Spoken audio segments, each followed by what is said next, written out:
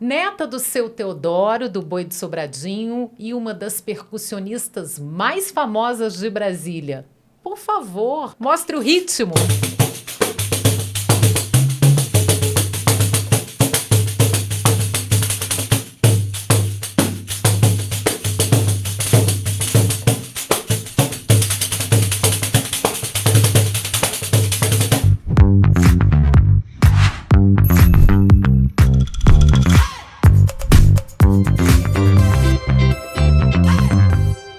O Sesc Cultura ao Quadrado hoje tem o prazer de receber Larissa Humaitá. Coisa boa. Que maravilha, já começamos com o ritmo lá em cima. Daquele jeito, coisa boa. Daquele jeito, coisa boa demais. Eu comecei te apresentando como neta do seu Teodoro, do Boi de Sobradinho, que é uma figura que eu acho que é amada em todo o Distrito Federal. Com E eu certeza. queria que você contasse um pouquinho como é que foi essa história do seu avô trazer o boi para Brasília. Como é que Então, foi Maranhão, Rio de Janeiro, Brasília? Exatamente. Conta como é que Antes foi de tudo, isso. muito obrigado pela oportunidade, estou muito feliz de estar aqui. Eu tô muito feliz de te e receber. conversar, falar sobre, enfim, toda essa história, né, que envolve a Larissa Humaitá, até a Larissa Humaitá se tornar a Larissa Humaitá, né, começando com essa honra, né, que é ser neta do seu Teodoro. Isso é muito Maravilhoso. grande pra mim. É uma figura adorada em Brasília. Ele é demais. Mas o meu avô saiu do Maranhão, adolescente, assim, saiu de casa, né? E foi para São Luís, para a capital. Na época ele nasceu e foi, né, criado em São Vicente de Ferro, que na época, isso há muitos anos atrás nem existia no mapa, era interior do Maranhão, baixada do interior, assim. E aí ele saiu de São Vicente para ir para São Luís, para buscar oportunidade de emprego, e lá em São Luís ele falou, não, vou pro Rio de Janeiro ainda é capital do Brasil. Na época, eu não sei exatamente o ano, né, que ele foi, mas chegou no Rio de Janeiro, ele falou, capital do Brasil, vai ter tudo do Brasil, então tô Todas feito. as manifestações Exatamente. culturais do país vão estar aqui, né? Exatamente. Então, não vou ter saudades de nada do Essa Maranhão. era a expectativa, né? Expectativa versus realidade, né? Expectativa versus realidade. E aí ele chegou lá no Rio de Janeiro com essa expectativa, assim, também de trabalho e tudo mais, mas também pensando muito no boi, pensando muito em casa, né? Era uma pessoa muito apaixonada pelo Maranhão, pela sua cidade, pela sua terra, assim. E aí se decepcionou, falou, não tem nada aqui do Maranhão, vou ter que fazer alguma coisa. E ele criou um grupo de Bumba Meu Boi lá no Rio de Janeiro. E esse grupo ficou conhecido, assim, se apresentava muito em vários lugares, acabou ficando meio falado, assim. E aí, em 1961, foi o primeiro aniversário de Brasília. Ele recebeu o convite. Aniversário de um ano de Brasília. Aniversário de um ano, exatamente. 1961, primeiro aniversário.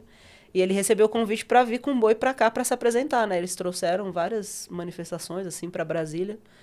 E aí ele recebeu esse convite para vir se apresentar em Brasília. Então, veio para cá, se apresentou, voltou para o Rio de Janeiro. Em 63, mais ou menos, ele recebeu o convite para vir morar em Brasília, que Brasília estava começando, assim, muitas e muitas oportunidades. E aí acabou criando raízes aqui, trouxe um monte de gente também da época do boi para cá. Esse grupo que ele criou no Rio foi o que ele trouxe para Brasília? O mesmo grupo. Em 63. Exatamente. Já para ficar aqui pra ficar em Brasília. E para criar raízes em Sobradinho. Exatamente. Ele foi ver Sobradinho e falou, quero ficar aqui porque aqui fica pro lado do norte. Ah. E aí ele foi e criou o Centro de Tradições Populares, que hoje é o Museu do Boi de Seu Teodoro também. Importante dizer que é a sede, né? Que é o lugar onde acontecem as manifestações, as festas. Tambor de crioula. Tambor de crioula. Na época tinha o cacuriá. Também, que também é uma manifestação popular do Maranhão, mas o Bumba Meu Boi e o Tambor de Crioula se mantêm firmes lá. Uhum. Até hoje, no mesmo lugar, no mesmo espaço, firme e forte. E como é que foi crescer nesse ambiente? Crescer rodeada de todas essas manifestações e com a influência tão próxima do seu avô? É um privilégio, assim, muito grande pra gente. Quando eu falo a gente, eu falo de todo mundo que estava ali em volta, né? Principalmente minha família, né? Mas crescer dentro desse universo da manifestação popular, com o Bumba Meu Boi, com o Tambor de Crioula e com as outras manifestações, né? Que meu avô recebia muita visita, né? Então tinha muito... Seu Estrelo ia muito lá no boi, Batalá ia muito no boi, ia muito forró, Pé de Cerrado. Eu lembro que eu tive uma época que eu era fã do Pé de Cerrado de chorar, assim. Pé de Cerrado é maravilhoso. Acompanhava, né? Ainda sou fã, mas teve uma época que eu era muito fã mesmo, escutava no MP3, no fone, assim. Só eu na escola ouvindo Pé de Cerrado. E aí, mas pra mim, né, pelo menos, foi o que me formou, na verdade. Foi o meu primeiro minha primeira experiência com grupo, com comunidade, assim, né, de forma musical, que eu falo. Primeira vez que eu entrei num grupo, que eu fiz parte de um grupo, de um trabalho, eu entrei eu mesmo sendo do boi, estando, né, com meu avô, com a família, eu entrei no grupo mesmo com uns 8 anos, assim. 8 para 9 anos. E você já tocava pandeiro? Não tocava, na época tocava? Não tocava. Tocava né, desde criança nas rodas de samba que tinha na família e tal, mas pandeiro de boi não tocava, até porque meninas não tocavam, né? Pandeiro de boi. Quer Só dizer, os já homens tinha já tocavam. esse limite ali. Exato. E aí cresci Mulher ali. não. Mulher não podia, né? E aí cresci nesse universo, assim, do boi e tal, mas fazendo outras coisas, né? Exercendo outras funções, mas sempre gostei muito de tocar. Então, cresci ali apaixonada por percussão, né? A percussão sempre foi algo que me chamou muita atenção, tipo, de estar sempre lá na fogueira com os tambores sendo esquentados e afinando e querer ficar lá tocando, né? E aí eu entrei, comecei a tocar pandeiro mesmo, acho que eu tinha uns 10 anos, 11, por aí. Uns 10, 11 anos. Acho que E como é que foi uma menina entrar nesse ambiente que não era para meninas? Era complexo, porque além de ser um ambiente extremamente machista, extremamente masculino, era formado por homens mais velhos, né? E os homens mais velhos, a maioria vindos do Maranhão e com essa tradição muito forte, com esse pensamento muito forte, né? Mesmo sendo neta do seu Teodoro, mesmo estando ali todos os dias, não teve não foi fácil assim entrar, né? Então não tinha uma aceitação, né? Não, precisei como se eu tivesse que provar que eu era capaz de tocar pandeiro. E não por ser criança, né? Porque 9 anos, 10 anos, a gente é criança, né? Mas não por ser criança, porque tinha um menino, eu lembro até hoje, a gente era muito amigo na época. Tinha um menino que tinha a mesma idade que eu e tocava pandeiro. E com ele era tudo ok? Tudo, o grupo tudo certo, achava exatamente, era tranquilo. maravilhoso. Menino tá tocando, exatamente. Agora menina. E vai aí fazer rolava outra coisa, assim, né? exatamente, falava assim, menina não toca, menina dança. Vai pra lá, menina não toca, menina dança. Ainda tinha isso, era verbalizado. Exato, total, muito. Então... Gente, é surreal pensar nisso, né? É surreal, é bem louco. Muito louco. Mas cresci assim, né? Nesse lugar, tanto do boi, do Bumba Meu Boi, tanto também do tambor de crioula, né? Que era ainda mais machista, assim, que tem essa divisão mesmo, né? Escancarada. Porque o boi, mesmo que meninas dancem, tem outras funções que são exercidas por homens e mulheres, né? Ali no cordão e tal, né? Homens e mulheres tocam e tudo. Mas no tambor de crioula, por exemplo, só homens tocam e só mulheres dançam, né? As mulheres são as coreiras e os homens tocam o tambor, né? Então, quando sentava para tocar, eu errava alguma coisa, assim, eu lembro que era muito nova. E alguém falava, tá vendo? Ó, menina, sai, menina, vai lá, vai pra lá, vai pra lá. Você não serve para isso. Exato. Menina não toca, toca, Você tá no menina lugar dança. Errado. Exato. Mas aí toquei... Menina não toca, menina dança. Exato. E aí tive que meio que ficar provando que eu era capaz de tocar, que eu conseguia pegar o pandeiro e tocar e tudo. E aí eu lembro que eu passei um ano, assim, uns 2 anos, né? Porque a gente ensaia, e aí pelo menos era assim na época que eu participava, você precisava estar presente na maioria dos ensaios para você poder entrar no grupo, efetivamente, né? E você fazer parte disso. E aí teve um ano que eu ensaiei pandeiro, eu não entrei, porque eu era menina, e aí eu tive que tocar outra coisa. E aí no outro ano eu ensaiei de novo, aí eu entrei. E ganhei um pandeiro. Eu lembro que eu ganhei um pandeiro. E como é que ficava seu avô nessa história? Ele devia ficar... Ele ficava normal, imparcial. Ele Não é acho que acho que uma das coisas que ele ensinou assim pra gente muito foi separar as coisas, né? Uma coisa é uma coisa, outra coisa é outra coisa. Ele falava exatamente essa frase, assim. Uma coisa é uma coisa, outra coisa é outra coisa. Então, a gente não... Mesmo que isso... Porque a gente tinha uma cobrança muito forte dentro da gente, né? Em relação ao boi, ao grupo e tal.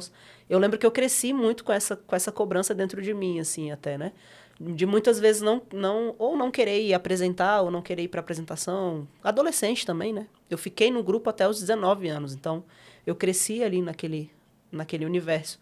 Então, às vezes, eu queria fazer outra coisa, sair com os meus amigos, enfim, ficar em casa. E aí a gente tinha uma cobrança muito forte, tipo, não, você não vai, você não pode, você tem que ir. Então, eu acho que, mesmo existindo essa cobrança e tal, ele sabia muito bem dividir as coisas, assim, ele separava muito bem. Então, não pode, não pode.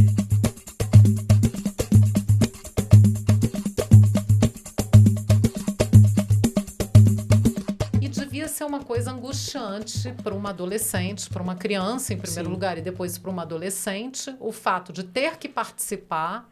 A minha família está toda ali, Sim. a minha comunidade está toda ali, mas eu não posso tocar. Não, mas aí eu entrei tocando com uns 10 anos, né? Já participando das Já, apresentações. exatamente, tocando Então mesmo. você dobrou o pessoal. Dobrei, é isso, eu tive que provar e deu certo. Funcionou. A gente conseguiu fazer com que desse certo. E é incrível, né? Porque como em outras áreas, as mulheres precisam ser muito melhores. E eu acho que nesse lugar, por mais triste que isso seja, né?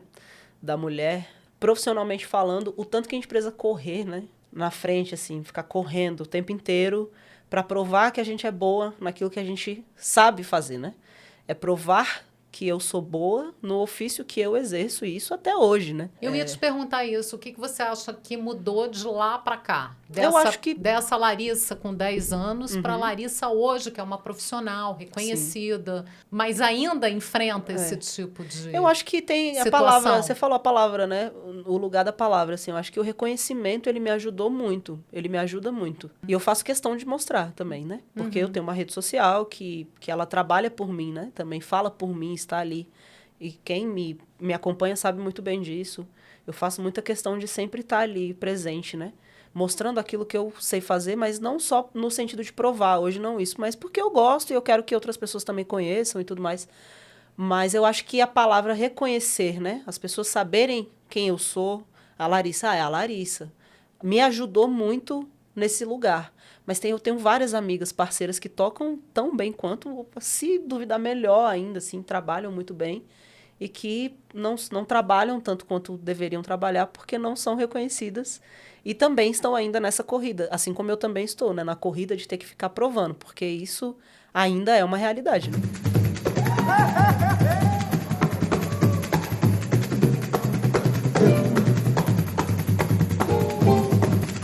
Quando foi que você realmente decidiu, quero viver de música?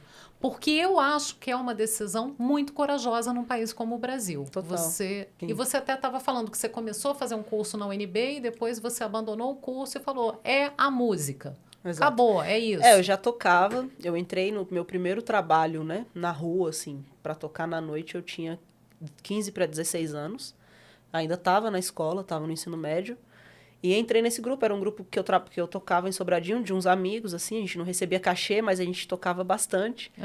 Mas eu não tinha essa referência, assim, esse lance de viver da música, né? A música, eu gostava muito de tocar, porque eu já tocava no boi, estava sempre ali, minha família sempre fez roda de samba, é uma tradição até hoje ter roda de samba nas festas, então tocar era uma coisa que eu fazia sempre, né? Estava ali tocando um instrumento, mesmo não vivendo disso profissionalmente. Mas a gente sempre estava tocando, né? Aí não tinha essa referência de profissão, né? Então, eu acho que eu não enxergava que um dia eu viveria de música com 15, 16 anos, mas sempre gostei muito de arte, sempre gostei muito de tudo que envolvia esse lugar do universo da cultura, né? Principalmente por causa do meu avô. Inclusive, eu entrei na UNB por causa do meu avô, né? Que ele era um apaixonado pela universidade. Na época que eu entrei, nenhum dos primos, assim, nenhum dos filhos, ninguém tinha entrado na universidade de fato, Deve ter sido um orgulho para ele. E aí eu falei, não, eu vou entrar na universidade, e entrei por causa dele também, né? E entrei cursando artes visuais, artes plásticas, e aí fiz o curso até a metade, saí na metade, assim, várias questões, acredito que maturidade também me faltou na época, o curso muito denso, né? E aí saí da universidade e fui trabalhar num banco. Eu arrumei um emprego num correspondente bancário na época. Meu Deus! Os extremos! Exato, os extremos. E aí tinha... Da cultura, da arte para a burocracia. Para a burocracia, exatamente. Era um amigo que tinha um contato, assim, acabou me arrumando esse emprego, fui trabalhar nesse banco. Mas ao mesmo tempo que eu estava trabalhando nesse banco, um pouco antes, um ano antes, eu tinha parado de fato de tocar. Porque eu não tinha essa referência, não recebia cachê e nem imaginava que pudesse pagar conta com música. Parei de tocar, passou um tempinho, eu voltei a tocar. E aí, quando eu entrei no banco, ao mesmo tempo que eu entrei no banco, isso em 2012, eu entrei na escola de choro, no Clube do Choro. Rafael Rabelo. Isso, porque um pouquinho antes disso, né, eu já tinha voltado a tocar, E aí já estava circulando com os artistas de Brasília. Tinha muito movimento, né, de samba, dos artistas, assim, muita gente muito boa, até hoje, né? Mas muitos amigos meus, músicos, assim, que gravavam com os artistas, gravavam muito CD, que estavam sempre no estúdio, que acompanhavam artistas quando vinha para cá, no Clube do Choro, no Centro de Convenções, na Caixa, enfim, nos teatros. E eu sempre quis estar nesse circuito. Aí um amigo meu falou assim, Larissa, você toca muito bem, mas você precisa estudar. Falei, mas o que eu faço? Ele falou, cara, tenta entrar ou na escola ou no Clube do Choro, na escola de música ou no Clube do Choro, né? E aí em 2012 eu ganhei uma bolsa para estudar no Clube do Choro. Sensacional. Ao mesmo tempo que eu entrei no banco. E aí eu fiquei trabalhando no banco e aí estudando no Clube do Choro e já tocando com essa galera, né? E tocando bem, assim, ganhando cachê. Comecei a circular muito, né? Com o pessoal, assim. Na época eu morava com os meus pais. E aí, em 2014, eu estava extremamente infeliz trabalhando no banco, né? Por que será? Nossa, que surpresa! Tava extremamente Você tá feliz. infeliz trabalhando Não, no banco? Você com essa personalidade? Eu deixo registrado que entrei no banco não por causa do sonho de viver do banco, tá, gente? Foi por causa do dinheiro mesmo. Essa que é a grande verdade. Foi não, porque ninguém desconfiou disso. Foi porque eu queria ter eu queria cachê, eu queria ter salário, né? Claro. Pra viver minha vida, Pra pagar minhas coisas, enfim. sim. Mesmo morando com os meus pais, né? E aí tava extremamente infeliz em 2014, já trabalhando muito com o pessoal da música. Nisso, 2 anos já tinham se passado, né? Eu já tava na escola. E aí eu conversei com a minha mãe, falei, mãe, eu vou sair do banco. E aí minha mãe falou, uai, se é isso que você quer, faz isso. Mas que e legal, aí? né? Teu apoio. Mas ela falou assim, mas e aí, o que você vai fazer? Eu falei, mãe, eu vou viver de música. Ela falou assim, Lala, tem certeza? Eu falei, mãe, vou aproveitar, vou viver de música, vou fazer isso, vamos ver no que dá. E aí eu saí do banco, eu falo hoje, né? Eu já tive muitas oportunidades, todas as escolhas que eu tive que fazer na minha vida, elas estão muito claras na minha cabeça, assim. Tipo, muitas, né? Já tive que tomar várias decisões muito importantes para seguir minha vida. E sair do banco foi uma das melhores decisões que eu tomei, né? Sem dúvida. Pra gente que é público também, deixa eu dizer.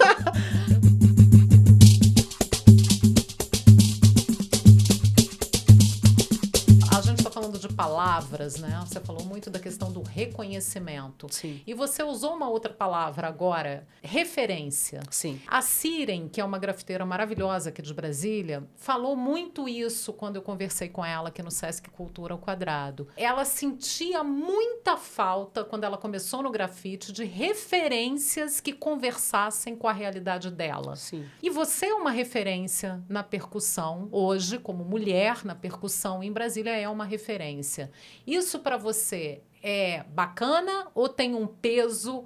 Ou você se orgulha ou você fica Sim. preocupada? Como é que é essa relação com esse espaço que você ocupou? Eu sinto uma responsabilidade, né? Eu acho que a gente nunca pode fugir desse lugar também. É uma responsabilidade você ser referência de alguma coisa para alguém. Isso tem um peso muito grande, mas um peso não significa que seja algo ruim, né? Uhum. Eu acredito que a gente eu carrego esse peso comigo e tendo essa consciência de que isso é muito importante, não só para mim, mas para várias outras que vão vir depois de mim. Com certeza, eu conversei você sobre está abrindo isso, caminho. E muitas outras que abriram caminho para mim. Uhum. Né? Para que eu continue traçando um trajeto, um caminho que elas abriram também, né?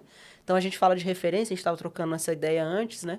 Eu fiquei pensando em várias mulheres que foram importantes para mim nesse lugar, né? Da percussão, mesmo que elas tenham tido muita dificuldade, bem mais do que eu, nos lugares onde acessaram, né? Então, eu tenho certeza que eu, Larissa, hoje, tenho um reconhecimento porque veio uma outra mulher lá na frente e abriu esse espaço para mim, que ela sofreu pra caramba, e abriu um espaço para mim, mesmo as pessoas questionando, será? Mas antes, nem questionar as pessoas questionavam, elas só não abriam espaço, né? Então, mulher não pode. Exatamente. Então, hoje eu acho que essa responsabilidade ela é muito grande. Eu estava até conversando com uma grande amiga minha esse final de semana, que eu falei assim, acho que a gente hoje tem a oportunidade, principalmente em Brasília, e eu falo disso vivendo aqui há 30 anos, e tendo a oportunidade de ter vivido mesmo, né? De ter vivido a cidade mesmo, no seu geral, assim, né? Tanto no Sobradinho, tanto no plano piloto, assim, que são essas duas esferas que a música me permitiu estar, né? Eu falo pra ela assim, hoje a gente tem voz, cara. Hoje a gente tem a oportunidade de falar de uma parceira nossa e apresentar essa parceira nossa para outros e para outras, né? Coisa que quem fazia isso pela gente eram os caras. Quem apresentava a gente antes eram os caras. Então eu acho que a responsabilidade, ela tá junto, esse peso, né? Eu acho que é essa responsabilidade também. Uma consciência muito grande do lugar que eu ocupo, do papel que eu ocupo hoje enquanto percussionista, enquanto mulher, enquanto profissional da música, né? Nesse universo ainda extremamente machista, misógino, masculino, enfim, que a gente sabe muito bem. Sei da responsabilidade que eu carrego, mas eu também, hoje, não quero só carregar uma responsabilidade de estar aqui hoje atuando no cenário, né? Eu quero carregar também uma responsabilidade de virar para minha parceira e falar, olha, você pode fazer isso. E que não seja um cara que vai ligar para ela e falar, você pode fazer isso, sabe? Hoje de virar e falar, aconselhar, abrir mais e falar, vai, faz isso. E empurrar e dar a mão. Exato. A gente tem um buraco dentro da nossa história que eu acho que ele nunca vai ser fechado. Infelizmente, eu acho que a gente nunca vai conseguir fechar esse buraco, né? Mesmo que a gente aproxime os dois ambientes, as duas coisas assim, mas acho que o buraco mesmo ele nunca vai fechar. Mas qual ponte eu posso construir para ir até o outro lado, né? E falar, vem cá, é assim, você vai fazer isso aqui. Sabe? Você vai caminhar por esse lugar. Que você está precisando de alguma coisa? Você está com dificuldade em alguma coisa? Posso te ajudar em alguma coisa, sabe? Ser referência então, é isso exatamente. também. Ou então virar e falar, olha, fulana, eu acho que pode ser assim, entende? Então, eu acho que essa parte de ser referência não é um privilégio. Isso não é um privilégio. Não acredito que seja uma coisa fácil. Acho que tem uma responsabilidade, um peso dentro dessa responsabilidade, mas não acho que é ruim, não. Eu acho que é bom.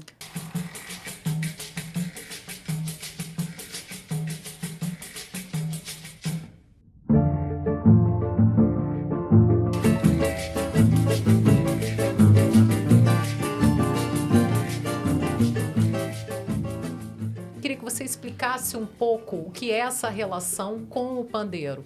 Porque tem o pandeiro de nylon, tem o pandeiro de couro, a gente estava aqui pensando quantos movimentos é possível fazer no pandeiro? Exato. Mais de 100? Eu acho que é mais de 100. Porque a gente olha, quem está de fora, eu que não toco, olho e falo, não deve ser mais de 100. Eu acho que porque a gente, né, é um instrumento tão versátil, assim. E olha que eu estou falando hoje nessa linguagem, né, analisando esse instrumento, pensando na linguagem, sei lá, do pandeiro de couro, né, que é um instrumento extremamente versátil, assim, né?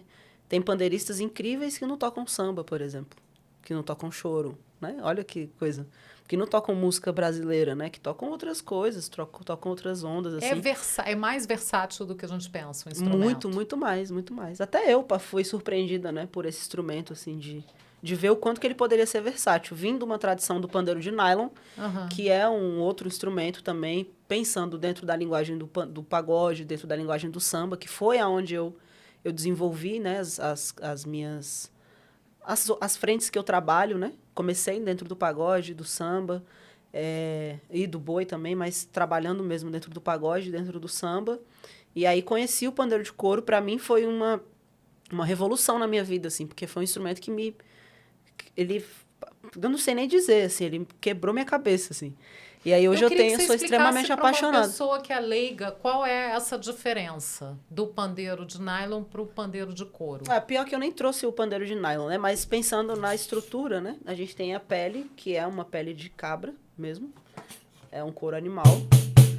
Ele é um instrumento um pouco mais grave do que um pandeiro de nylon. O pandeiro de nylon, para quem não sabe, é um pandeiro que a gente usa geralmente no samba, usa no pagode, mas também é um instrumento utilizado muito no forró. Foi muito difundido pelo Jackson do Pandeiro também. Um instrumento muito utilizado nos repentes, né? Dentro da capoeira também. Em várias... cavalo marinho, em várias manifestações populares, assim, do Brasil, né? E do mundo também. Então, eu entrei na escola de choro para estudar música brasileira de forma geral, né? E as várias linguagens que estão ligadas ao choro, né?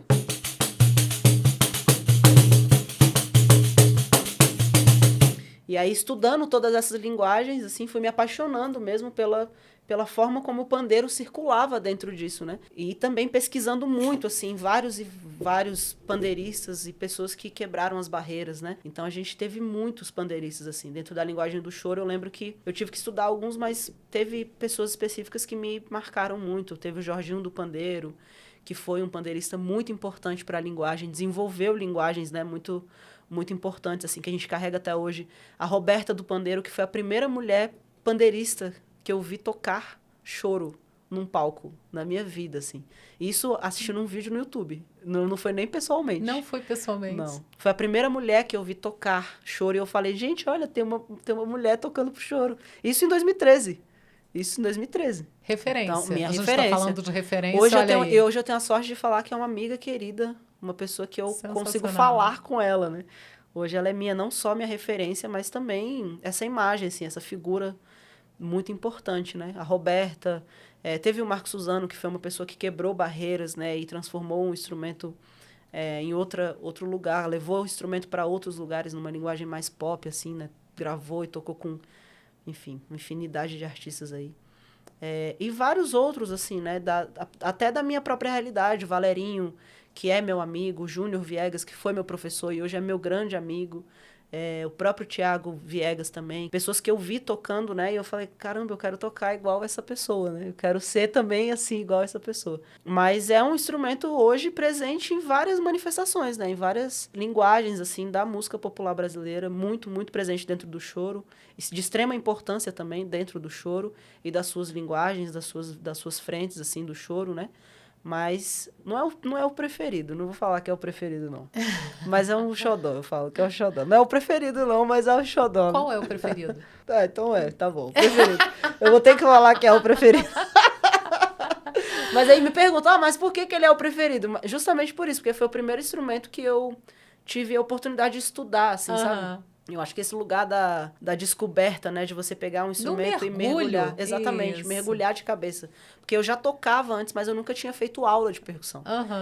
Quando eu via, eu já tocava, né? Já tocava no boi, já tocava com a família, fazia as coisas. Aprendi por osmose, né? Fui aprendendo na vida, assim. Você acha que há alguma característica da cidade, de Sobradinho, além, óbvio, dessa influência muito grande da sua família, você acha que tem alguma influência da cidade na maneira como você faz música, como você toca música? Com certeza. Sobradinho eu vejo que as pessoas têm muita paixão, assim. Eu acho que isso, e eu vou ser um pouco polêmica agora. Mas eu acho que isso é uma qualidade, para mim é uma qualidade. E é um diferencial da satélite.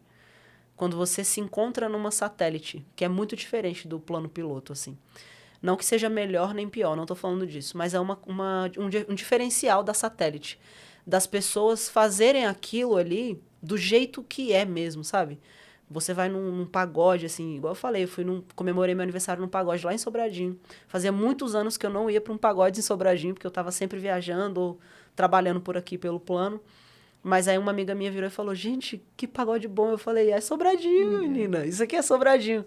Então eu acho que a cidade em si, né, de fazer as coisas do jeito que elas são mesmo, de ter essa referência das pessoas vindo de fora, por exemplo, né, de vir de outros estados e criar as raízes delas aqui, lá, né, na satélite, assim, a gente vê, por exemplo, na Ceilândia tem uma parada muito forte com a música nordestina também, né? Muito. Tem uma coisa muito forte, assim, então é diferente. A gente fala que é diferente. Eu acho que é por isso, porque as pessoas, elas estão ali de verdade, né? Elas estão vivendo ali, estão vivendo a cidade. Meu avô, ele era do Maranhão, mas ele viveu em Sobradinho até o momento que ele partiu. E ele viveu a cidade, né? Ele foi lá e conheceu tal coisa, viu como era isso, ia na feira, ia não sei aonde, tinha o Bumba. Então, eu acho que a cidade, Sobradinho em si, faz muito da Larissa. Faz muito, influencia muito no meu jeito de tocar, com certeza, assim. É lindo você dizer isso. E eu quero encerrar perguntando o que é Brasília para você. E, nesse caso, Brasília, todo o nosso quadradinho, porque não tem como falar de Larissa sem falar de Sobradinho. Exatamente. Eu brinco que eu fecho meu olho, eu consigo andar por Sobradinho de olho fechado. De olho fechado. Exato, eu consigo olhar todo e conhecer, né? Reconhecer a cidade de olho fechado, assim. Mas eu acho que Brasília, para mim, é casa, é pluralidade, né? Eu tive a oportunidade de viajar muito pelo Brasil, assim, viajei para fora do Brasil e eu falo, é minha casa, é o meu lugar, é o meu chão, né? O chão que eu piso, assim, diferente do Seu Teodoro. O Seu Teodoro, o chão dele era o Maranhão. Ele vivia em Brasília, mas o chão dele era o Maranhão. Ele se sentia em casa quando ele ia para o Maranhão. Eu falo, hoje eu me sinto em casa quando eu chego em Sobradinho, né? Eu piso, aparece Sobradinho ali, a entradinha, eu falo, agora eu tô em casa.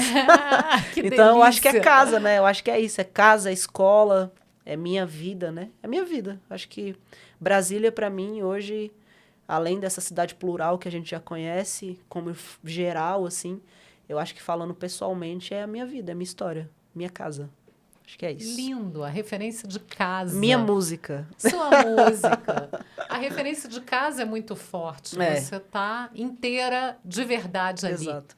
Larissa, muito obrigada pela conversa, muito Obrigada a obrigada por você. todos os ensinamentos. Eu queria terminar com uma palhinha, Obrigada a claro, você. por favor, né? Começamos e terminamos.